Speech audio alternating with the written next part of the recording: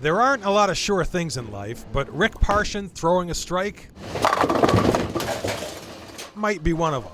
How can we gauge this? By the number of times he has rolled his way to perfection, which in bowling is a 300 game, which Parschen has done, just a few times. 115. 115 times. The most recent a month ago in countless 800 series. We thought Phil Jackson had a lot of rings. Parschen has been bowling for 50 years, and you could say he was born to do this. First of all, this is a God-given talent, and that's when I realized I have a talent here, and I want to use it up.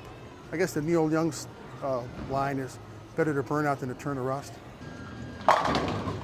No, more like gold. His first 300 game came back in 1979 and almost didn't happen. He was down to his only bowling ball.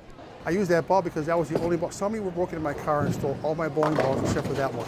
Well, there would be many more bowling balls and 300 games to come. I think it's pretty clear. We got to make it tougher on this guy. Rick, come on up. Here's what you do. Few steps between the legs.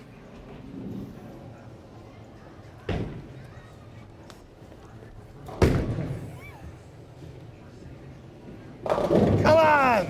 Okay, so he's not perfect, but he's close and good enough to be in two Halls of Fame, the Greater Cleveland Bowling Association Hall of Fame and the Ohio Bowling Hall of Fame. And I asked him why he never toured professionally with a gift like this.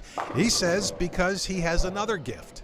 I was successful enough to know that teaching was my forte, and bowling was kind of like my interest. Which is why now he coaches the boys and girls teams at Padua. Lucky kids, they're learning from one of the best.